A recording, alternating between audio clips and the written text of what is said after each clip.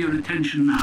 David, you're getting my first question here. So Okay. I love your filmography. Obviously, you always have a foot in the genre space, but all of your movies, The Hive, Nightbooks, Brightburn, now this, they are all wildly different. So it was making me wonder, when this script came your way, what was it about it that made you think to yourself, like, I think a two-hander contained thriller is what I need in my career next?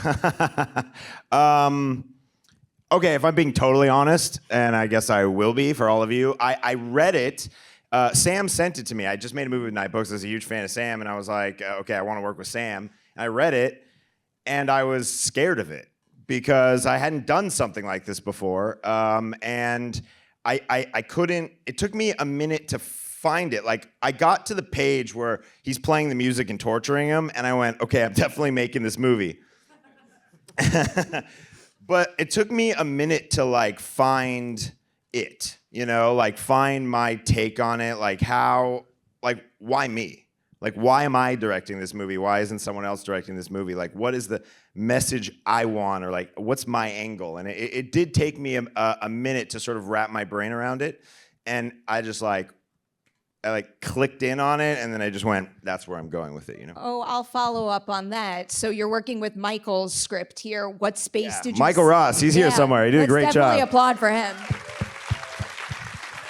I see you. I imagine you get a top-tier script from him, but what's... Yeah, it was great. It was great, but I was scared of it. Yeah. Sorry. What's the space that you found in it that made you say to yourself, like, I can bring this to screen in a way that feels uniquely my own as a director?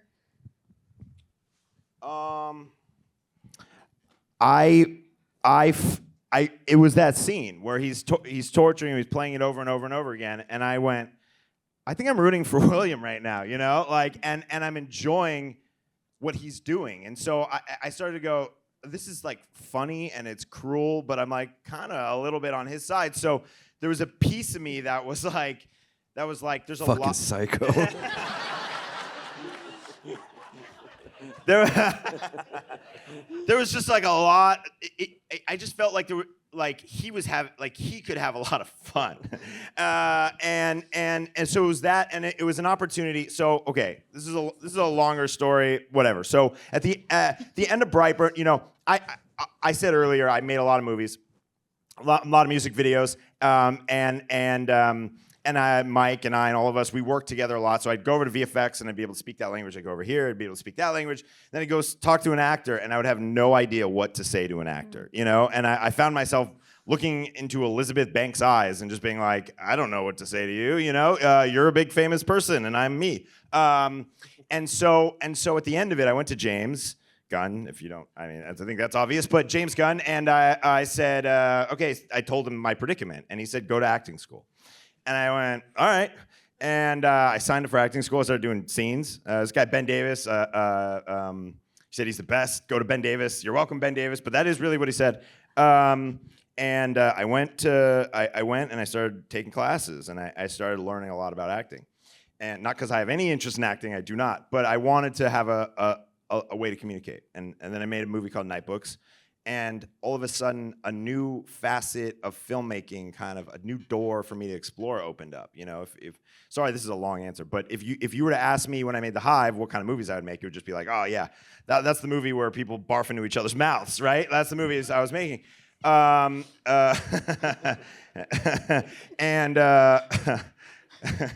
And now, so I started making Nightbooks and work, you know, really focusing on the performance, you know, we made a kids movie, and 20 minutes in, when you're having that turn to act 2, like the big set piece is a conversation between a bunch of actors, and I just found myself really pulling on that thread, and you could draw a line from that moment of me as a director going, I got to learn more. I'm going to go to acting school, to sitting next to you, working with Anthony Hopkins. Like, it just became the real joy I got out of this was it started working with them and like finding these characters. And so I guess that's the answer. So, That's the real answer. Honestly, it's a long answer that I think is well worth saying. I'm just such a big believer that everybody in this industry doesn't have to experience every single job, but it can only help you to fully understand what someone in your cast or crew goes through when they make a movie in order for you to do your best work. I love that. Bill, I'll build on that with you now. So went and studied acting. What is something about David on this set as an actor's director that you appreciated and think makes him stand out? Yeah, you do a lot of line readings for me. Yeah. No, I mean, David's a fucking treat to work with, and I had a similar thing when I read the script. I was like, what the fuck? You know, like. I don't know. And there was something very unique about it. I've never done this. Like, I'm like, it's just gonna be no other actors, just me in a car. This sounds amazing.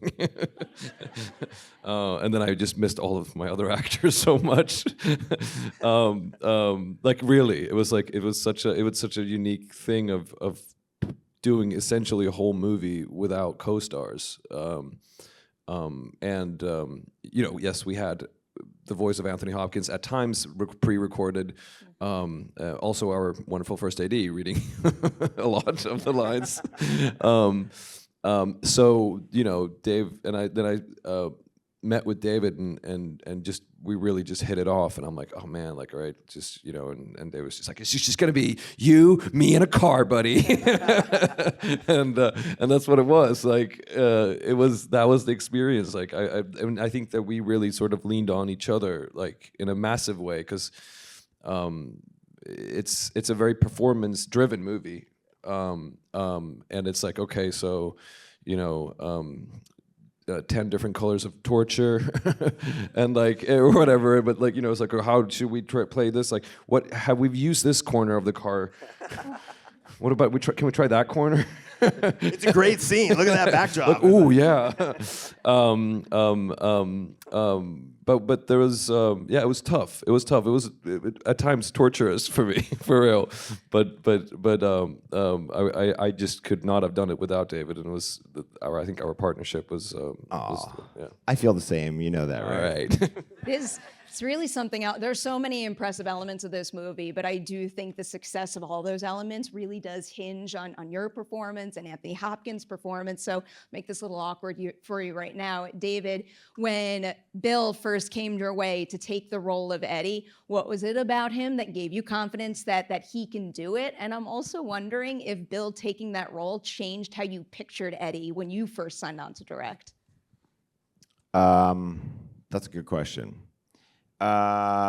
First of all, yeah, I was a big fan of Bill's, admittedly. I thought he was such... I mean, I loved you as a clown, man. That was amazing.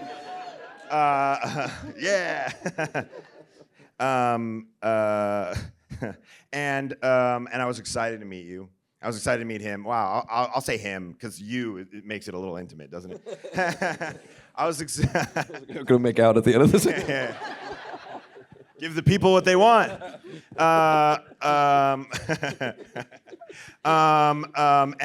And so I met him, and honestly, he was kind of wearing like a hoodie when I met him, and it wasn't like the Bill I had in my brain. He had like this sort of bigger hoodie on, and I was like, oh, there he is. You know, I saw it in him, and then we started talking, and he like started to like kind of embody it a little bit. I could kind of see him, and I liked him, and I was like, I can be trapped in a car with this guy for, you know what I mean? Like, can you imagine doing this movie with someone I couldn't be stuck in a car with for?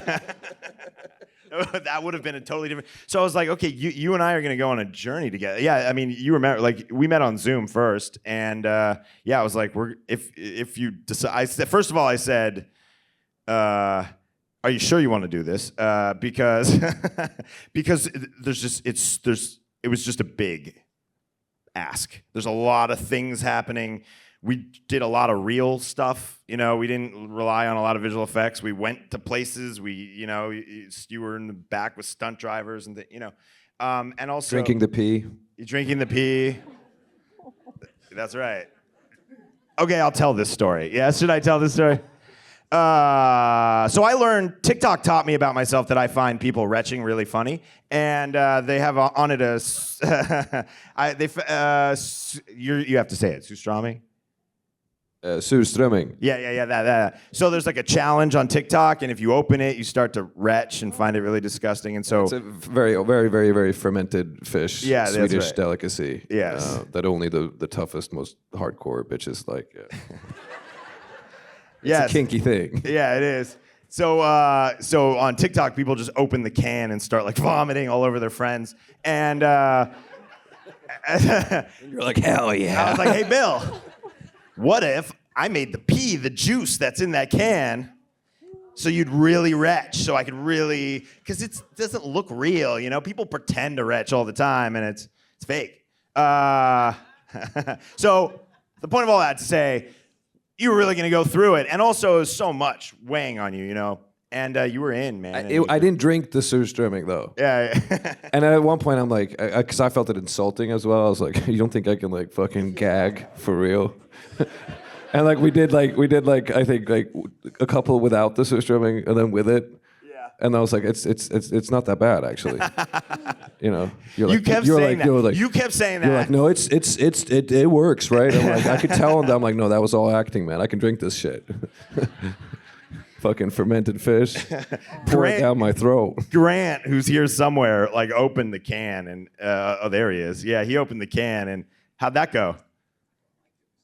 I All right, you liked it. Bill, I got to follow up. I ask this question every once in a while, and it tickles me. So I'm going to ask it to you now. I'm always curious, what is the most seemingly simple, everyday thing that human beings do that is the most difficult to replicate as an actor? I guess now I have to add retching to the list, but I always say things like fake driving or fake waking up, fake sneezing, something like that. Yeah, I think sneezing is, I think, probably almost, impossible to pull off. I've never tried it. The floor is yours. Challenge accepted. You're giving me ideas for the sequel. The sneeze. Driving, I've been doing fake driving a lot, but I also was like, why are people bad at this? Like actors, when they're like, it's like, have they never driven a car before? Like, you know what I mean? Like, it's in the old movies for sure. They were like, it's like the car would just do this the whole time. Dude, that's how I drive. That is how you drive. It's that or looking at the person you're talking to for just a little too long. Yeah. That always makes me nervous. Yeah. More seriously now with your character here, one of the things that I love about this movie most is that it's a physical thriller and also a psychological thriller. And I don't know if you like to do backstory work like this, but if you do, is there any backstory you developed for Eddie that maybe we don't necessarily see or hear directly in the film, but we can feel informing, the choices he makes and how he carries himself in this situation? Yeah, for sure. For this one, I mean, and there's all these little hints of his backstory in the movie. Like you find out more about him, and that was the first thing that David and I talked about. It's like, all right, who's this guy and what is he from? And we, I draw from childhood friends of mine or whatever. Like I'm like, oh, I know a couple of Eddies. And it's this kind of guy with a big heart, but just can't help but fuck up everything around him, But it's an endearing quality, and it's just like, oh, he just can't not be Eddie, And that was something that I that drew me to the character as well. Like this kind of like I don't know, like I think I've always wanted to play like a little street weasel. Fuckboy, street weasel. I don't know. So that was something fun about this kind of like urban kid, who became a dad too early and is just struggling to make it all work. It's very relatable and so I had a lot of sort of empathy for him and that and then so there was a I had sort of, I mean, I don't. whatever. It's just I don't write a book or whatever. But I was like, I need to figure out the relationship with his girlfriend or ex. I don't think that they are together anymore. But she's in the co-parenting. Like, so there was like a whole thing of like, okay, when did they meet? And like trying to just flesh out this character's life more. And then we had fun. I mean, it's like the look of the character. I'm like, let's just dye his hair and like stubble, and like the tattoos was a fun process. I don't know. He just kind of came alive, and an autumn, costume, and finding that, and like, it was a big debate. It's like, are we going pink or are we going blue with the hoodie? And I'm really glad we went with pink, because like we also knew like it's a crazy thing where when doing this movie that I didn't. I mean, there's not that many backdrop, right? It's just like the hoodie, the color of his fucking clothes are gonna be in the movie the whole time. Like, you know what I mean? So like, it's a big choice to make, because it's like, okay, what's the palette of the movie? Is it pink? Yeah, it turns out it is pink, but that because the car is very beige. Yeah, no, you're right. Like, if you count pixels in the movie, the amount of pixels that are pink, because of that hoodie. It's like a tremendous amount of the movie. It's a much bigger decision than you think. Than normally, What are those like colorscapes people buy from films where it's like the dominant color from each frame? I would love to see how much of yours is pink. Oh, right. Yeah. I would too. Yeah. It is a very, very effective choice. It pops so well, and the contrast with the car is just spot on. Got to dig into the production of this movie, which I'm absolutely fascinated by.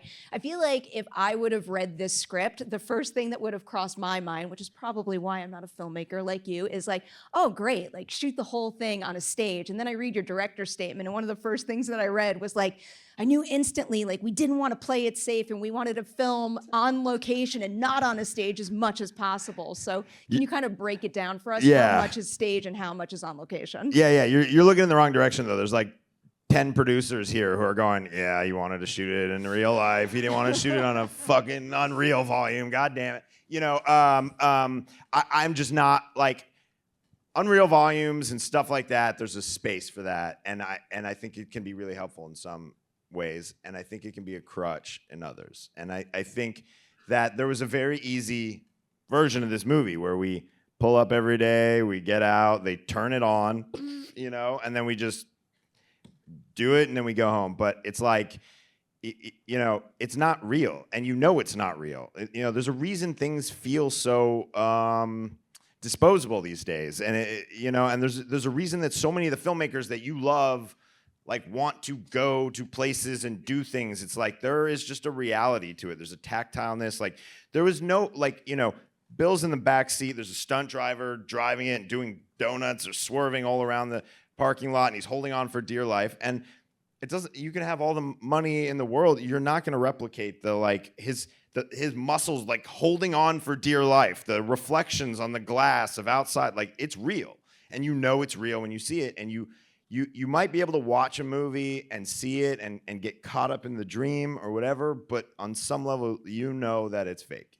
And I feel like I have like a relationship with my audience. I feel like I'm like, come on, I'm going to tell you a story, and it's like nap time. You're going to go into this dream, and I'm going to kind of take you on this little dream, And every time something feels fake or inauthentic, every time you could see that it was shot in front of a TV or something, a big TV. Like, it just wakes you up a little bit from the dream, and it breaks that sense, I think it was a very effective choice. Now I want to look at the car. I have many questions about this car. I guess the first big broad one I have is, when you first signed on, what did you picture this car looking like, and how does that compare to the finished version everyone just saw in the film? Okay, it went on a real journey. So one of the things that I thought immediately when I started reading the script is, I'm not really a car person. I don't know anything about cars, I'm like, I'm not a car, like a lot of my friends are car guys. They'll like talk about cars. I don't know, drive like a Bronco, like I just, I'm just not a car guy. And so, but what's interesting is I also really like taking on projects that I can just become totally obsessed with stuff and like learn things and study things. And so I found myself, me and Grant, really speaking to literally chasing down. I chased down a car designer on Instagram, stalked him until he would get on Zoom with me, and asked him a bunch of questions about his process and like really learning about cars. I know way too much about cars now, and now my wife's like, what? Because I'll be like, oh look, there's the new Lexus that just get, she's like, who are you? But and that's all to say that the thing that I knew reading it was that I wanted it to be malevolent. Like I wanted it to feel like, okay, this is a bad car, an evil car, whatever, But I wanted it to feel completely grounded in today. Like I wanted you to be able to see. Like I didn't want it to be this spooky thing that drove around. Like I wanted you to watch the movie and go, I believe that could happen. And we went through this painstaking process. Like, you watch the trailer. Many people have watched the trailer, and they see the window come down. They see William or Anthony Hopkins' eye peeking in. They're like, oh wow, that's a cool moment. But what they don't often notice is that the window lowers and the glass is like this thick, because that's really what armored glass would be like. And so Grant and I and some other people, like we just really went deep on how this would happen. Like if I wanted to build a car and trap someone in there for a while, like what would I do? And how would I actually do it? So, so that was really where my head was, like making it real. Very, very effective and well done. I'll build on that with you now, Bill. So correct me if I'm wrong on any of this. There's the stunt car, there's the hero car that's like fully built out exterior and interior that can drive around. And then there's also the interior where the whole thing can, I guess, not necessarily come apart, but to a point where you can handle lighting and camera and all that. Between all those sets, I guess, like which one intimidated you the most? Which was the most difficult to figure out and make feel authentic for you? Yeah, I hated that car at the end of the shoot. I don't know. I mean, the one that actually the one that because we had one that was that we built on the stage that could the doors could move. There's the great opening shot of Eddie just going in, and the camera just keeps doing laps, right? So good. And that's all practical, so it's like that's movie magic. Like they're literally moving doors and built like this car is like, like a Transformers, right? Just like out in, and like, we did like how many takes of that? Because it was like, that was the scariest day of my life, dude. Yeah. What you don't know is the first AD came over to me halfway through the day at lunch, and he went, "Start finding another way out of the scene. It's not going to happen." Yeah. And I was like, "It is going to happen. You'll see." Yeah. Because if any timing is slightly off, you see a fake wall, fake door getting pushed and pulled. So that was like a whole kind of advanced choreography. So I guess that was intimidating. Yeah, it was intimidating because I was like, all right, shit, and like I knew that David was so excited about this shot, and I knew it was going to be cool, but it was just like. I'm like, all right, we had a very limited time to shoot this movie. It was a tight schedule, and it was like, all right, well, this is intimidating in that regard. Like the actual car wasn't intimidating to me, but this is a funny little thing. But like, I know which car. Like, I don't think we can tell what the kind of the bone of this car is, because I'm sure they wouldn't be very happy about it. But I just finished a movie in Ireland, and all the production cars that drove me were yeah. So I'm like, and it's really funny. Like literally, it's like for 4 weeks I've been driven around in. It's funny that you said that. Dulles. I'm like, because I did like 20 interviews a couple days ago where I just blatantly said what car it was. So, okay, all right. So when you said that, a panic rushed through my mind. Okay. I don't know. Yeah, it's fine. in your director's statement.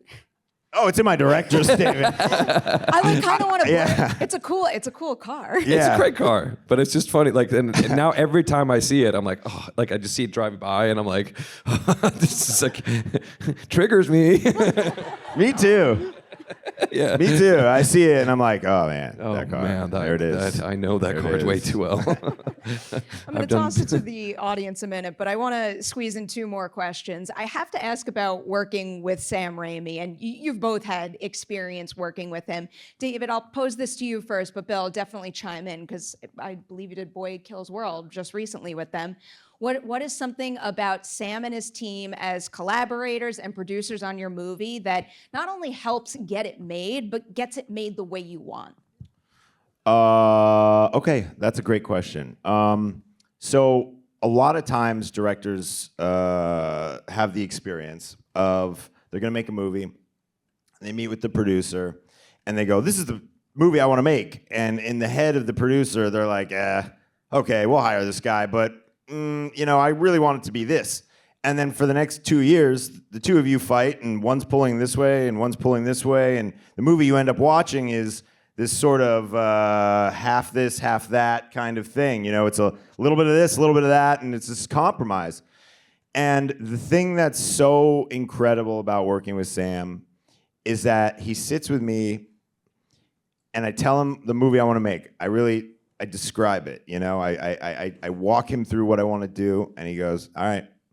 And then he's my partner making that movie, And he has so many good ideas, and he's as helpful as other producers out there. Like, just, I got this, but he's pushing in the direction that I'm pushing and not pulling. And so he's just an unbelievable collaborator, and it just so happens that I had to be, he was like an idol to me growing up. So those two things together are weird to me because I snuck into Spider-Man 2's premiere to see him in person, and now I work with him. That's wild, but it's the industry, I guess. I love him as a director, but it makes me very happy to see him use his platform and his voice in this industry and the resources he's built to support other people doing the job as well. And I feel like I should shout that out to the world as often as I can, so I'm going to say it right now. I want to make sure to end on this question. It's something I try to ask as often as possible because making movies is hard, but there's also a lot of joy when you're doing that hard work. And I just had recently a director tell me, it made him so happy to make a movie and see the joy that his cast and crew had on set while executing his vision. So for both of you, can you single out the most joyful moment you had on set making Locked? Oh, I want this one. Because it was joyful. It was just, you could just see. We shot it in 19 days, okay? So it felt like there was a bomb strapped to my chest, If it was a joy to work with you. It was a joy to make this movie. It was a joy to see it come together, but it was terrifying. I mean, this is an independent film, and Bill, he's here, and Anthony Hopkins is in the movie, and Sam Raimi, and you look at it and you go, oh, that looks like a big movie. It's on a big screen. But it was a tiny little movie, and I'm not kidding you when I say that we all put blood, sweat, and tears in it. And the joy was, I think, for me, was believing in what we were making and going, all right, it's gonna hurt, but we're gonna make it, and I believe in it, And I don't know. If that sounds exciting to you, you'll probably be a filmmaker. Yeah, and I mean, I don't it wasn't joyous for me. I'm not kidding. Parts of it was torture. I don't know. And it's just every take is just agony, take. And I was it was exhausting at times.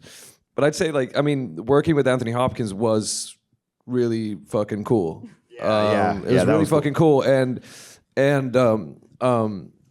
intimidating and the whole thing. I mean, I remember the first time I was there, and he wasn't before we started to shoot, and I was like, okay, are we gonna have the whole movie is the conversation between these two guys, and when does he come in? Are we gonna have rehearsals? And and David's like, yeah, sure, absolutely. He's gonna call in every time we do the takes, and he's gonna be there. And that ended up not being the case. But I remember, this is getting a bit long of an answer, but like we rehearsed in a car, like a normal car. Or it's like, yeah, we're gonna and Anthony's not in Vancouver yet, and he's gonna call in, and we're gonna like go through the movie in a rental car that that I guess you drove or whatever, and that was like, okay, and there's so much, and the connection was bad, and he couldn't really hear, and I'm sitting there going like, this is the whole movie is this, and he just kept ad-libbing, I remember, and I'm like, oh, I have so much dialogue, like he's not like David, he's not saying my line doesn't, so it's like very, very bizarre. But then he showed up, and he had he loved this character, and he had so many ideas, and a very sort of William perspective that wasn't, part of it was in the script, but a lot of it he came with, and then the scenes that we did, the kind of back and forth maniacal laughing blood, like the just insanity of that, of these like, when Anthony went, it's like, just two crazies in a car, Bill. Just two crazies. And I'm like, yeah. But that, and then that, I don't know, something happened on that. I mean, it was tough, but we just started improvising. A lot of that is just improvising, and he started improvising, and I started improvising, and it just became this like kind of full-on crazy, two crazy people in a car being crazy and improvising, and just the dynamic with that, and it's fun to see it as well. But I mean, that was a bit of magic, and then like afterwards you're out of it, or you're like, I'm on my way home from set, and I'm like, I just danced with Sir Anthony Hopkins, and boy did we dance. I'll tell you, I went home. I went to the place we were staying, and my wife was there. She wasn't on set that day. I got home, and she was like, "How was it?" And I said, that was the best day of filming I've ever had. I was like, I think we captured magic. Like, I just watched two of the greatest living actors like go at each other. Like, and I mean, sure, the script supervisor at one point was just like, "What's the point of anything?" And Michael Ross, the writer, who's amazing, he came into the tent. He's like, someone said like, hey, "What's going on? Did you write it?" He's like, "It's great. Just let him keep going." And I'd go over and I'd be like, "You gonna let an old man talk to you like that, man? Like, fucking hit back, Like, and I would kind of egg him on a little bit, and it felt like we were all, it felt like we were going off a cliff together. We were just like, and I just went home and I went, if that scene works, it's gonna be cool. Can confirm it's very, very cool. Oh, thank you. All right, we're gonna try to squeeze in two questions. I saw the first hand right over there.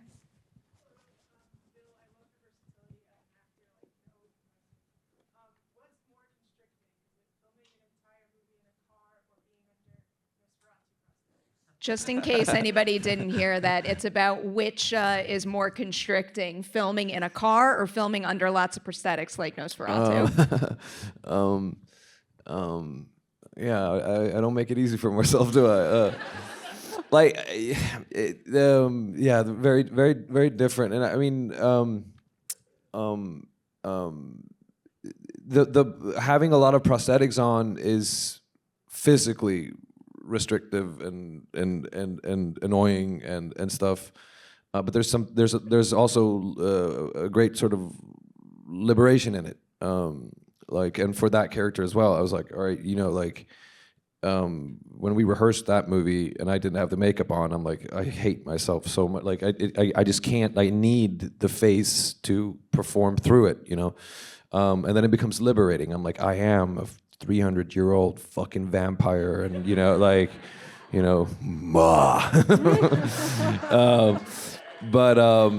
so there's something to that. With this one, it was I really missed my like and I did like that's also why I appreciated the dance with Anthony Hopkins.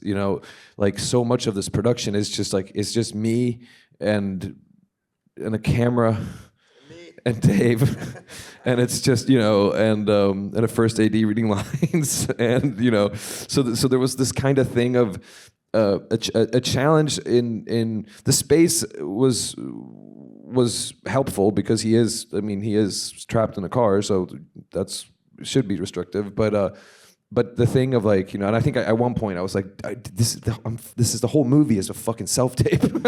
You said that to me and I laughed about it for like a week. I was like, oh my God, it is. Yeah. I'm so sorry, Bill. There's no, what am I looking at when I'm talking? There's nothing, it's like, well, I keep your eye line kind of here, rolling, and you're like,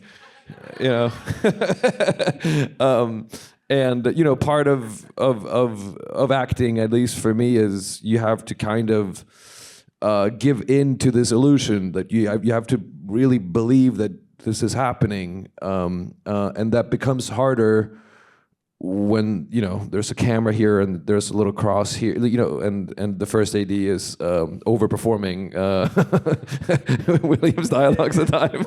No. We love you, Pierre. If you're watching right now. No, Pierre's awesome. He was great. But you know what I'm saying? It was just like the fakery of it. You had to kind of because it's a crazy thing that we're doing, but you have to go to this place where you believe that this is real, even though it's not.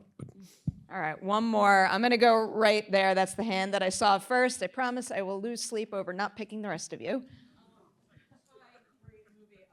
Thanks.